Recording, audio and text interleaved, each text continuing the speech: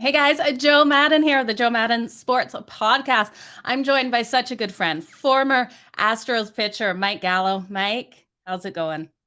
Oh, after last night's loss, as an avid Kings fan, I'm okay, but I'm looking forward to Game 7. But it's Friday, it's time to have some fun. Absolutely. What happened to your Kings last night? I think they just came out with their intensity wasn't matching Edmonton's intensity. Edmonton had to come out. It's an elimination game. They had to come out with their pants on fire, and they just looked a little bit behind. But I loved how the Kings battled right back, tied that game up. Had a power play, couldn't punch it in on that power play. It pumped me up late in the game, but you know, this series has been amazing to watch. They've gotten their ass kicked.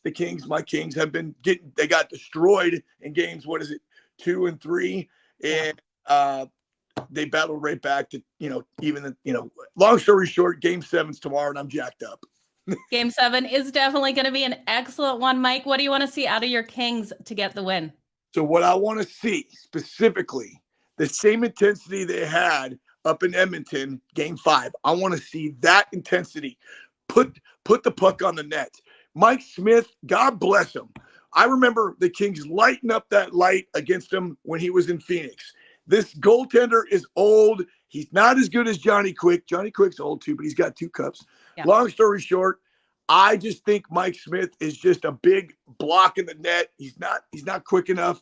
The Kings just need to put the puck on net and be aggressive.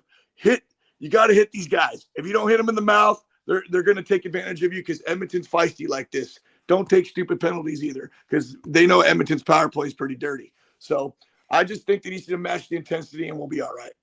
I think you guys have it. I'm definitely rooting for you guys. I do not want to see the Oilers and the Calgary Flames going at it. I definitely want to see your Kings make it through. Would that be considered a civil war up there?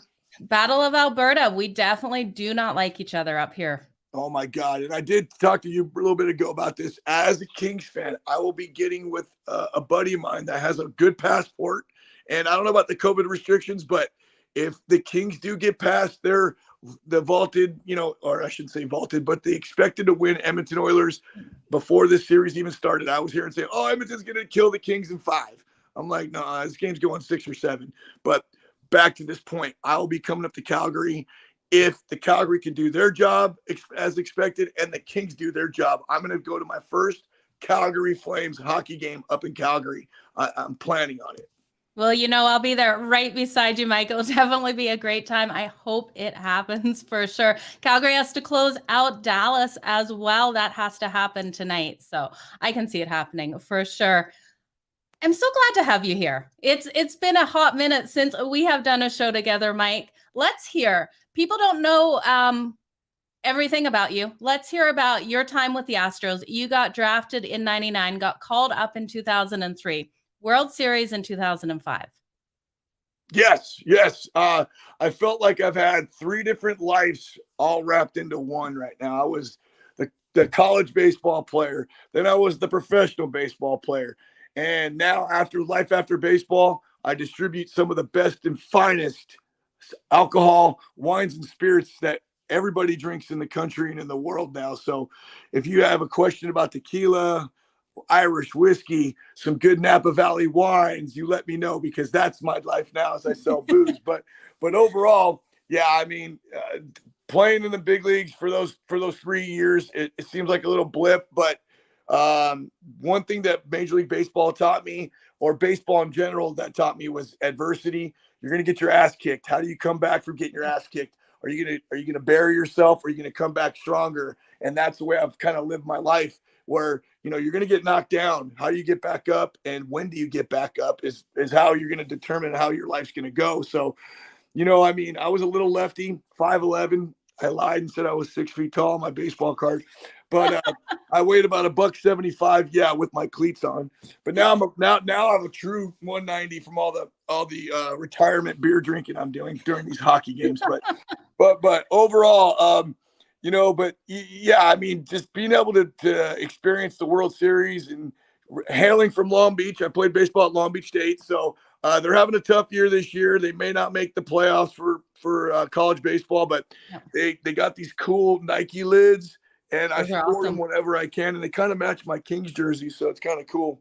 But overall, life's been good. My daughter turns 10 tomorrow, and she's my King baby. She was born in 2012 when the Kings won their first cup. Yes, the Kings have 2 cups. So long story short, I feel like we have a good luck charm with my daughter turning 10 tomorrow, and the Kiki, her name's Kira. We call her Kiki. We're stoked. It's going to be fun, and I'm smoking three racks of ribs. Joe, I'm going to send my private plane to get you down here. You got to Hell try. yeah. You got to try my baby backs. I smoke some really good baby back ribs. But I know I keep seeing pictures of them every time you smoke them. Super jealous. Happy birthday to Kiki before I forget to say that as well. yes, she's at school right now, but it's all good. It's all good. But yeah, we're gonna have fun. But Joe, your show's amazing, and thank you for inviting me on this show too today. Absolutely. Love having you here. Now, I have to ask, I know you have your son in baseball, coaching him. Do you hope he follows your same path? He's 8 years old. I have good news. I'm not bragging. At 8 years old, where we're at right now, he's right-handed. I taped his right arm behind his back to teach him to throw left-handed, but it didn't work. So he's a true righty. And, I'm very proud because I'm the pitching coach on the Little League team, of course, but it's, they're 8 years old, but and it's not politics. If my son sucked, it wouldn't have happened. He played good, and he made the 8-year-old select team. It's not all-stars, called 8-year-old select. So for a grand total of an extra $300, my son gets to play in the all-star tournament, whatever.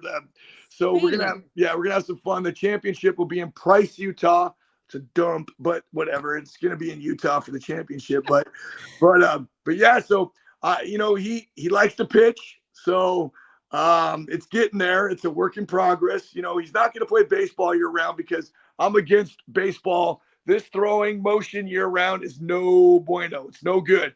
So he loves hockey. He's got to learn how to skate first, but he plays basketball. He wants to play hockey, but it's very expensive here in Southern California. But soccer, he loves soccer and flag football. He's begging me to put the pads on. He wants to play regular tackle football, and I'm like, 1 more year, son. Not yet. You got to eat some more steaks and ribs and get bigger. Yeah, get those ribs cooking, Mike. Now, let's turn back to baseball. Yes. Do you still support the Astros, or who is your team now? Yeah, okay, so I've told a lot of people this in the past. I kind of got weirded out when I had to play against all these different teams. I grew up a Dodger fan, but now I had to play against them. They didn't give me a chance to make my big league comeback with them, so I don't care about rooting for them very much anymore. I kind of root for the underdogs. I root for players. I root for good players that are on bad teams or were on bad teams, like AKA Mike Trout. Mike Trout, locally, the stadium, I could drive to Angel Stadium, be there in 20 minutes. Dodger Stadium's 20 minutes away without traffic. Add in traffic, it takes me an hour and a half to get to Dodger Stadium. But I could fly to Angel Stadium in my car and be there quick and have a good time. So, I with Houston, I always will have a special place in they'll always be in my heart because they gave me an opportunity to pitch in the big leagues with them, and they gave me the opportunity, and I stuck around for a little bit. So, the business side of the game sucked, but that's just out of my control. But I still root for little Altuve, even though he cheated. Maybe he stole some signs. Big deal. I get it. It sucks. But okay. Yeah. On that note, is everyone doing this? Like, really? I think, okay, so I'll tell you, before technology got in these dugouts, so I'm blaming MLB for letting this technology in the dugouts anyways. The iPads, all that bullshit, to me, get it out of the dugouts, but that's the way it is. They want to do that. These hitters want a better edge. The pitchers want a better edge, so it is what it is there. But I was blessed to have a catcher in the name of Brad Osmus. Osmus, to me, would know if the other team had my signs or had our signs, and he'd come out and talk to me saying, hey, they picked you or they picked us. Let's change it up. Let's change the signs up. Let's do something different. To me, it's still mind-boggling that these catchers of these opposing teams that were supposedly getting cheated on by the Astros with the bang bang and the call outs, if a guy sits dead red on a breaking ball and he shouldn't have been sitting dead red, to me as a catcher, which I was so blessed to have, I would come out and go, whoa, whoa, whoa, something's up here. I would tell my manager as a catcher. I would tell the players, dude, they have our signs. I don't know what the hell's going on here, but they know what's coming. To me, I don't think a lot of teams were teaching this, but in the minor leagues, when I was going through the minor leagues, we were told and taught how to pick the signs. We'd be in the dugout if I wasn't pitching. I could see some of these pitchers when they're coming set, their glove is this way, and I could actually see what they're digging for. And we would say, hey, if we say your last name, a breaking ball's coming. You know, we could see it from the dugout. So we were taught, hey, hide your pitches. I pretend this is my glove. So if my glove is here, it's closed. It's not this way. It's not this way, but I got to, make sure I'm the only one seeing my signs. So, but, I get it. They had video evidence of that stuff. More teams were doing it. I mean, shit, the Yankees, did you see the war that's happening between Cashman and the owner of the Astros? Oh, yeah. They're jabbing. They're like, dude, you guys were just as guilty as us, but the Astros just were on a bigger stage in the World Series. And I'll never forget, what's the dude that called him out, the pitcher that played for Oakland at the time. He used to play for the Astros. Fields? No, not Fields. No, it's not Fields. I'm drawing a blank on the name off the top I know. of my head Anyways, too. that guy's a scumbag, but it is what it is. I mean, the Astros, I mean, the Yankees got in trouble, but they got fined $150,000 or something, where the Astros, because it was the World Series, GM gets fired. The head coach gets removed for a year, suspended. I don't know. So to me, I'm glad it happened, but at the same time, stealing signs has been a part of baseball forever. Now they got smarter with the technology. Absolutely, Michael. Thanks for your input on that. What else did you want to talk about? Let's hear about where people can find all this liquor that you're bringing in all over the States. Let's hear about what you're doing now. Well, I'll tell you right now. So I service mom and pop wine stores and liquor stores. But long story short, we just launched Jameson Orange. Now, let me explain this. I have a bottle. Actually, I'm looking at a bottle of it right now. So it's only 60 proof. Check this out. It's blowing up here in the States. I got to turn it right. Oh, that looks delicious, Mike. Yeah. Jameson Orange. Now, check this out. You mix that with a splash of Sprite. You're dealing with the ladies that don't like the bite of Jameson, maybe a certain demographic. They're partnering with they partnered up with Sprite. Now, obviously, when I watch Sprite commercials, they're attaching it to a certain demographic that drinks Sprite. Well, add a little Jameson Orange, and you have like a little orange soda, and it's dangerous because it's only 60 proof. So if you don't like the taste of orange, you won't like that. But we just had a big initiative drive on that. But you can find all my products in any local liquor store. Nice, Mike. I love it. We do have one question here that's really interesting. You got any thoughts on if the umpires also try to steal those signs? Well, wait. Let me get this question right. Do you think that the umpires knew the signs were stolen? Yeah. Is that what the question I think that's what they're meaning. Okay. So my thoughts are if the umpires were picking up on this, I find it very hard for the umpires to pick up on it because, they're not the ones pumping down the signs. They're not the ones telling the pitcher what to throw. So the umpires don't even know what's coming.